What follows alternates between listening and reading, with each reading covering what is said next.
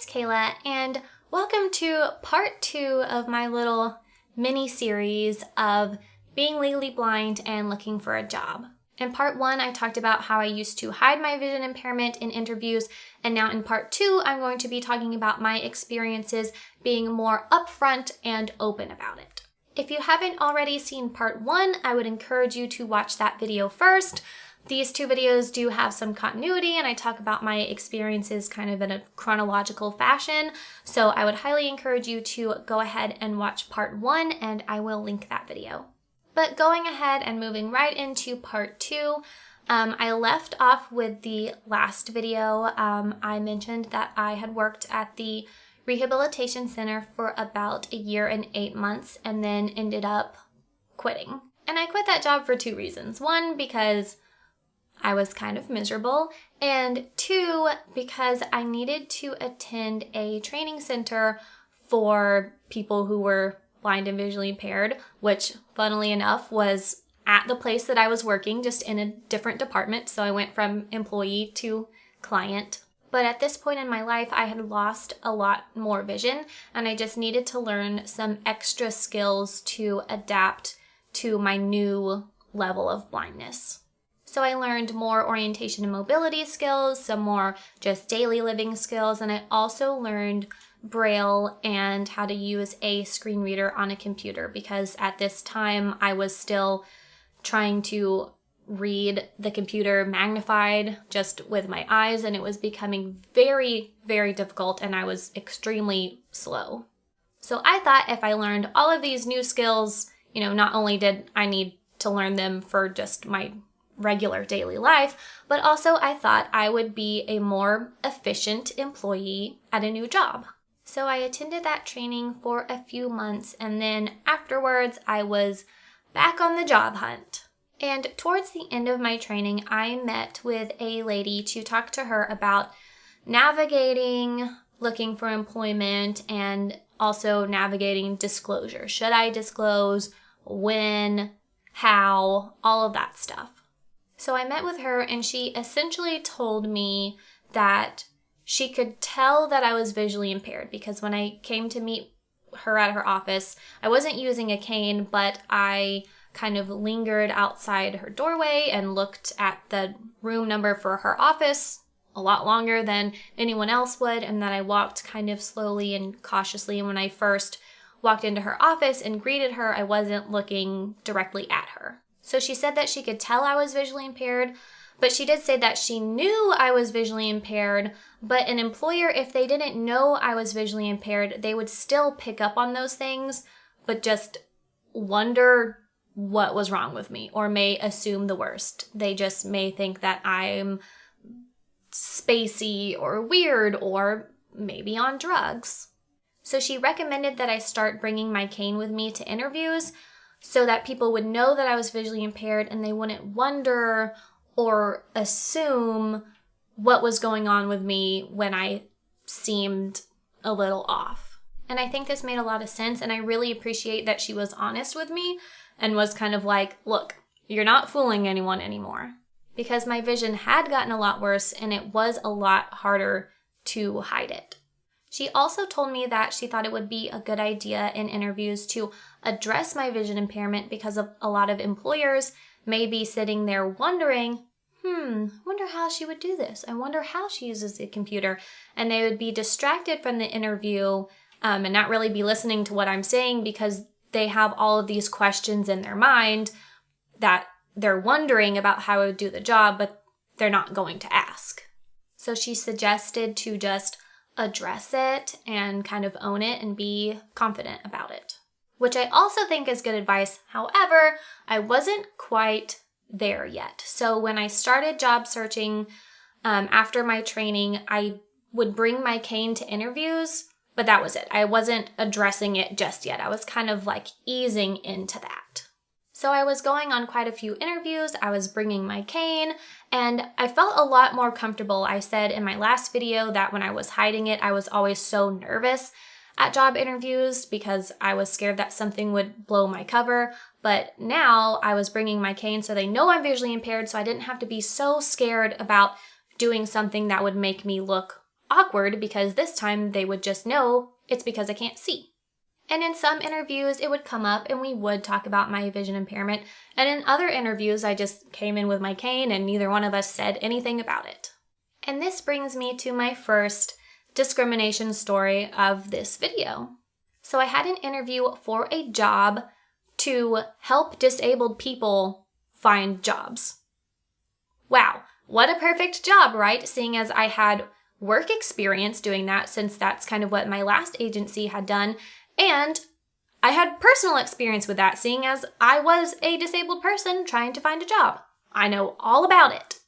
So before the interview, I had kind of like, it wasn't a phone interview, it was kind of more of a phone screening where they asked me a couple of questions about my work experience and stuff, and then wanted me to come in for an interview. And I didn't tell them on the phone that I was visually impaired or anything like that, but we talked about my previous work experience in this area, and they were really excited about my experience and really excited about me coming in to interview. So I show up to the interview with my cane, and as soon as I walked through the door with my cane, that interview was over. I could tell they made up their mind that they were not going to hire me as soon as they saw that cane. There were 4 of them in the interview, and all of them were very aloof. They were very cold. It was like they'd ask me a question, I'd answer, and they'd go straight to the next question, I'd answer, straight to the next question. There was no, conversation. Interviews are usually more conversational. Like you say something and they say, oh wow, that's really great, or that's similar to what we do here, or oh wow, that's challenging situation. How did you handle that? Or something. They ask some kind of question, they make some kind of comments, something. There was nothing. They said nothing. They didn't smile, nothing. Just on to the next question.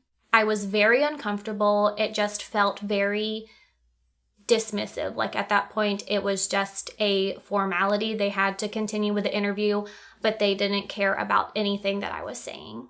And I had my application sitting on the table in front of me the whole time. And then when the interview was over and they were kind of like, okay, bye, I was like, oh, do you want my application? And they were just like, oh, yeah. Like they didn't ask for it. They weren't concerned about me giving them my application because they weren't actually considering me for the job. And some of you may be thinking, well, how do you know that that was actually discrimination? Maybe that's just how they are. Maybe they're like that in every interview. And I guess that's a possibility, but I could feel it. I know what discrimination feels like. I've been to a lot of interviews and I've never had an interview like that where people just seemed so completely uninterested in what I had to say. And it was like night and day compared to when I talked to them on the phone, and they were very excited. They were really impressed with my experience. And the person I talked to on the phone was one of the people in the interviews, and it was just completely different. As soon as I walked in with my cane, that friendliness, that excitement about me was over. And if that's not proof enough, about a week or 2 later, that same job was posted on their website again. They didn't pass me up to hire a better candidate. They passed me up to hire no one. Hiring no one and starting the process all over again was better than hiring me, a person who was plenty qualified for the job. And what makes me so angry about this is an agency who works towards helping disabled people find a job, and yet they won't hire or even pretend to consider hiring a disabled person. So fast forward a little bit, I had been on a lot of interviews, I was bringing my cane, but I still wasn't getting any job offers, and then I decided to start trying a different approach. I decided to take that lady's advice and start being more confident and just address my vision impairment at job interviews. And this is currently still the approach that I use in job interviews. I have kind of like a little spiel that I do at interviews. And it goes a little something along the lines of this. I walk in with my cane and I say, so before we get started, I kind of wanted to address the Elephant in the room. You probably noticed that I walked in here with a cane, and I am visually impaired, and I realize that sometimes that makes people a little nervous or uncomfortable because they may be unfamiliar with it. And some people may wonder, like, oh, well, how would she do this? Or how would she use the computer? So I just wanted to go ahead and address it and lay it out and let you know that I do use a screen reader that reads everything on the computer to me, so that's how I do that. I also read Braille, so that's what I use to keep track of like files or paperwork or things like that. And there may be some other things that I do differently, but I get them done. I'm a very creative problem solver, and there's almost always a way for me to figure out how to make something work for me so that I'm able to do it. And if you have any questions, feel free to ask me, and I would be more than happy to answer them. Or something like that. I don't have an exact script prepared, but that's kind of how my little spiel goes. And recently I've added to that little spiel, and I say something like, and I've made it, over halfway through graduate school, so obviously I am, capable, and you can ask my references, or something like that. So in my experience, I really feel like people have responded well to this. Not always. I still do have some discrimination stories even using that approach. But I think for the most part, it's a really good approach because it really cuts the tension in a room. I can feel the tension go away when I bring it up. I'm pretty much saying to them, I'm visually impaired. You don't have to be scared of it. I want you to be comfortable. This is how I do things. I'm able to do this job, and I've thought it through, and this is how I am able to do the job.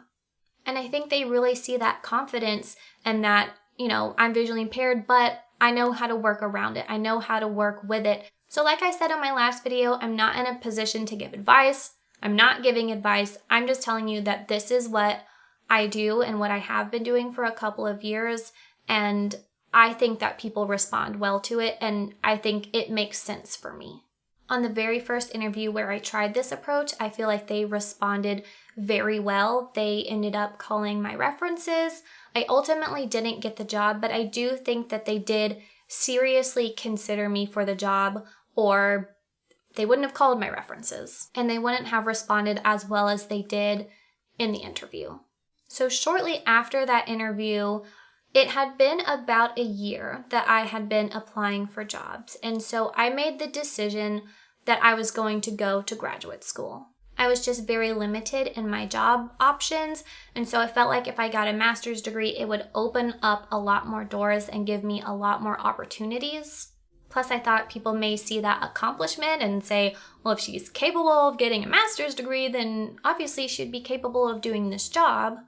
I also had always planned on going to graduate school because my original career path was to become a therapist. And so I thought this was as good a time of any to just go for it. So I started the Master's of Social Work program in the fall of 2018, and I had to find an internship to do for that first year. So I had an interview for 2 different internships, and both of them offered it to me. I got 2 out of 2 offers. And it was kind of crazy to me that 2 agencies wanted me, and I got to pick which one I wanted more. So one of the interviews, my internship coordinator in the social work program had reached out to them for me, so they knew I was visually impaired before they even set up the interview with me. We talked about my vision impairment in the interview. They asked me a couple of questions, and they ended up calling me later that same day and offering it to me. The other one, which is the one that I ended up accepting, I had a phone interview with them, and phone interviews are kind of more awkward to do my spiel because it's hard to find the right time to bring it up. When you go in person with your cane, that kind of opens that door a little bit, so it's not so random, but in a phone interview, it's almost kind of like it comes out of nowhere, so it's kind of awkward to find a place to bring it up. So we had actually had the whole phone interview, and I hadn't brought it up yet, and at the end she asked if I had any questions, and then I said, well, it's not really a question, but I wanted to let you know, and then kind of gave my spiel then. So again, they knew I was visually impaired, we talked about it, and they ended up offering it to me.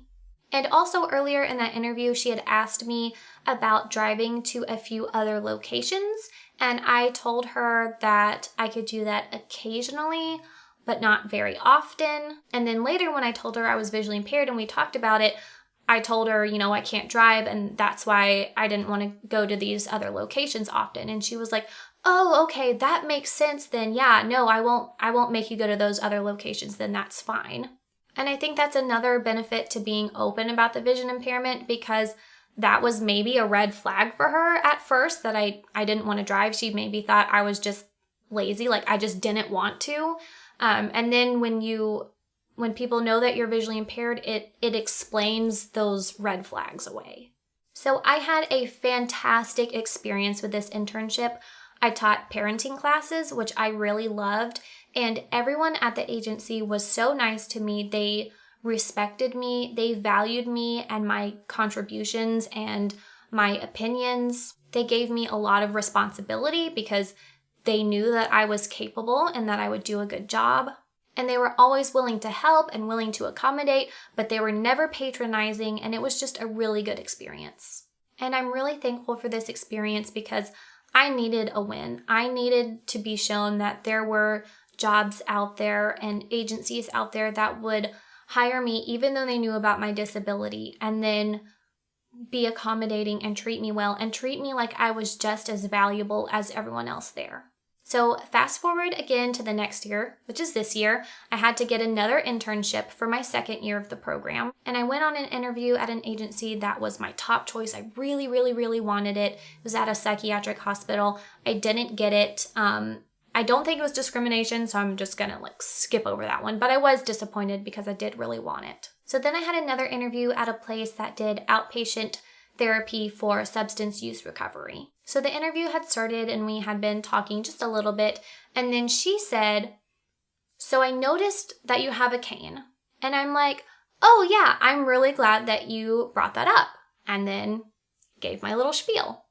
And she asked some questions about what accommodations I would need, what kind of help I would need from them, what kind of help I required at my old internship. And I thought that it was a really good sign that she brought it up and that she asked questions, because it made me feel like she didn't think it was scary or it was taboo, and she was really trying to understand how I would do things, because it seemed like she was actually considering me. And I really thought I had nailed that interview, but she called me the next week and she said that she was sorry, but they decided to go a different direction. What exactly does that mean? So I asked, I said, oh, when you say you decided to go a different direction, does that mean you went with another intern, or are you not having interns this year? And she said, oh, yeah, we're not taking an intern. Okay, this exchange doesn't make sense for 3 reasons. 1, why would you not take an intern? Do you not want someone to work for free? And they took an intern last year because one of my classmates interned there. 2, wouldn't they have decided that they weren't taking interns before they interviewed a potential intern? And 3, why wouldn't she have just said that in the first place instead of saying they decided to go a different direction? Why wouldn't she have just said, it was really nice to meet you, I think you're great, but actually we decided that we're not going to take an intern this year? It really seemed like she was giving me this very vague, we're going a different direction, to let me down gently. And then when I asked and brought up about them not taking an intern, it was kind of like, oh yeah, that one, yeah, we're not taking an intern.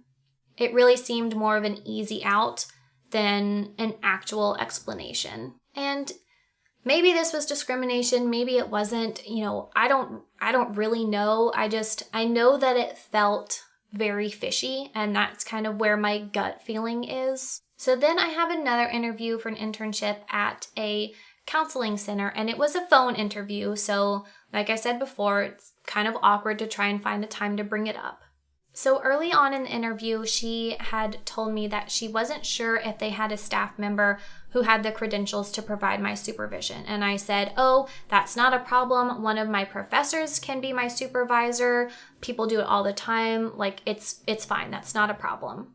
And then a little later, she asked me if I could work in their other office. So they have an office in the city where I'm in, and then they have another one in the big city that's like 30 miles away from me.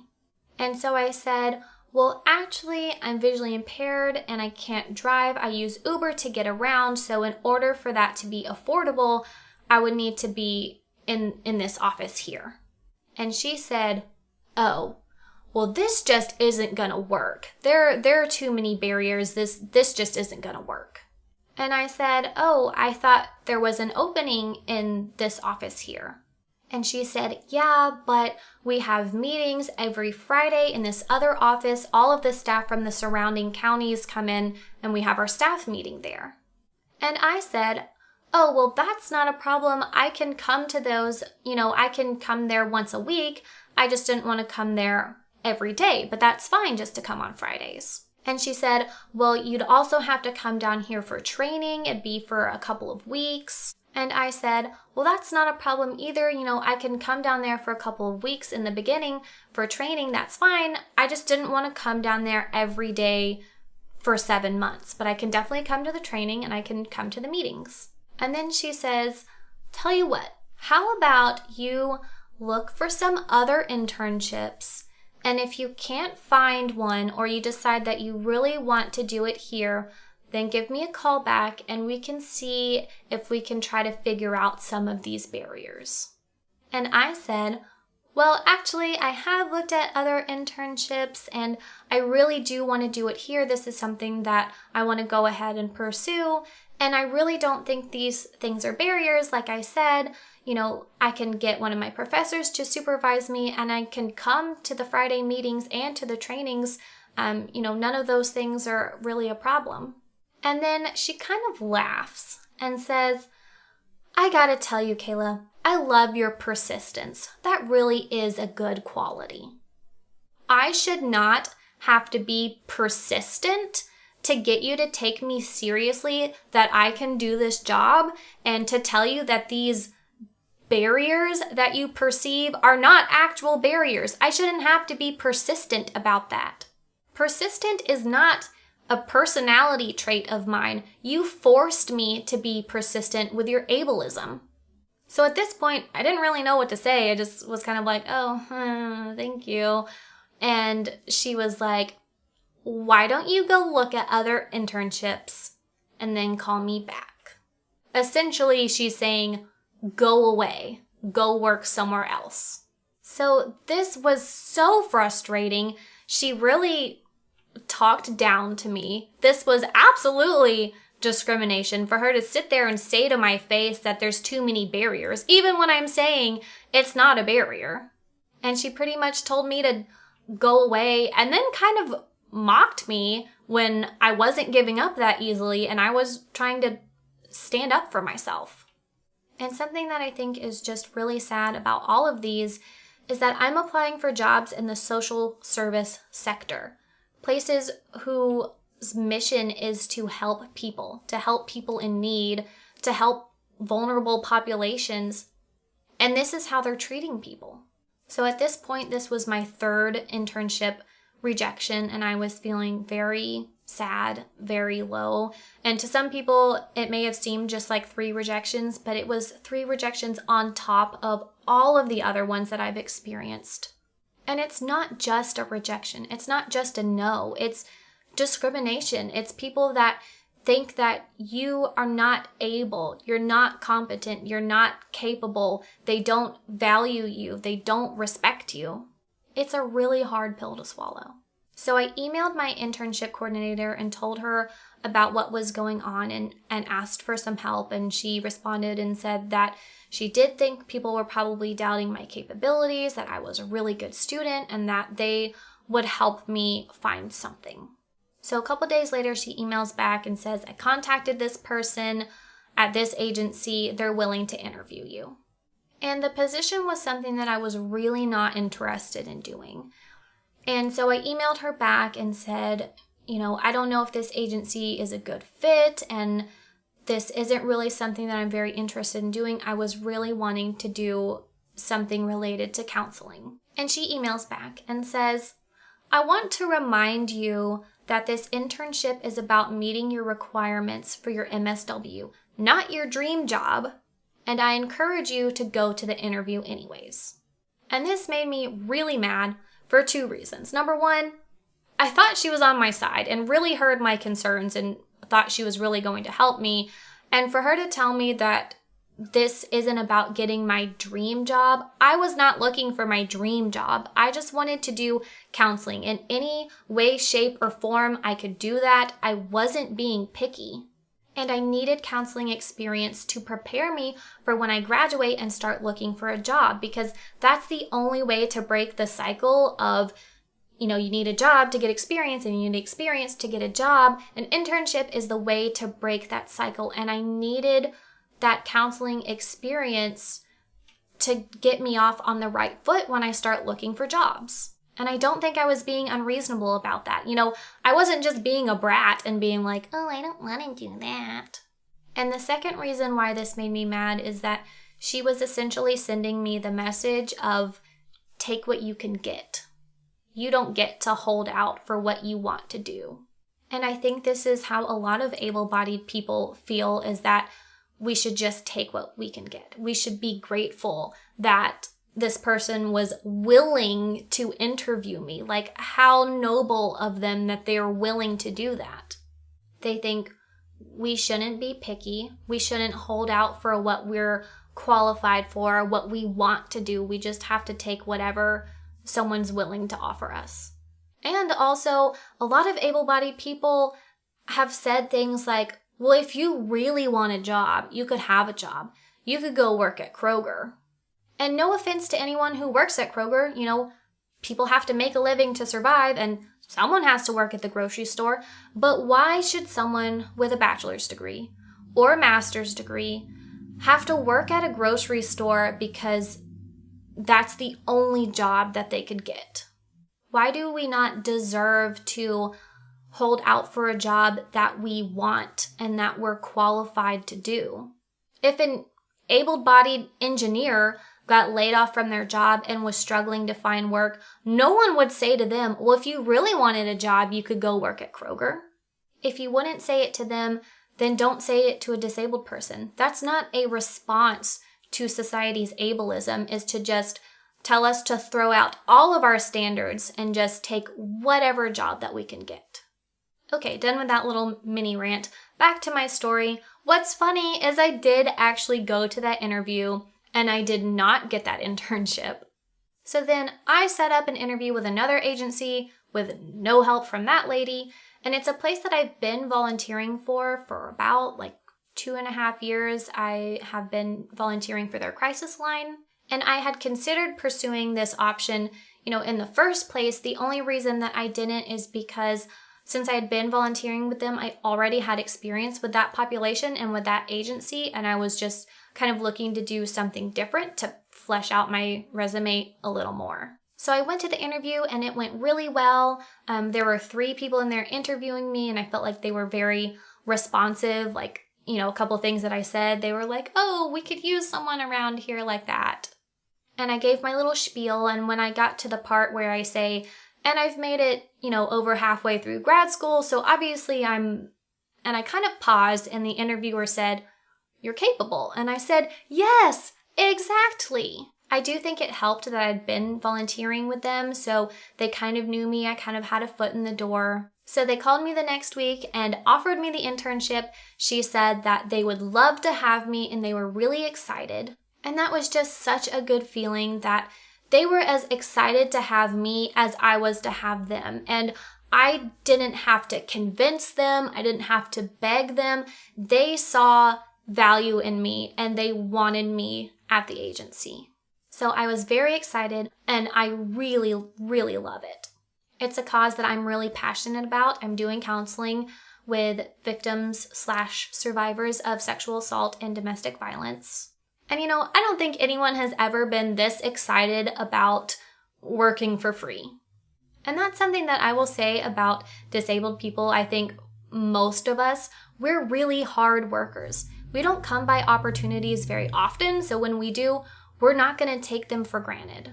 Plus, I think a lot of us feel like we have to work extra hard to prove ourselves, to prove that we are capable and that they didn't make a mistake hiring us. And also I work hard because I just want to do a good job. I'm a perfectionist. So I'm just really eager to learn and to just get in there and do things. Like I'm excited about working, and I think that's something that's kind of hard to come by in employees. So that's about it. I've caught you guys up to present time. So go ahead and share your experiences about job searching with a disability if you didn't already in the first video. And please share your discrimination stories in the comments below. Like I said before, I think this is something that's really important to shed light on. I think a lot of able-bodied people turn a blind eye to discrimination, no pun intended, and they say, oh, well, you don't know that it was discrimination, or maybe they were just worried that you wouldn't be able to do this, or this was just a one-time thing. This doesn't usually happen. And to that I say, no, these are not isolated events. This happens all the time. It's a huge problem in our country and in the world.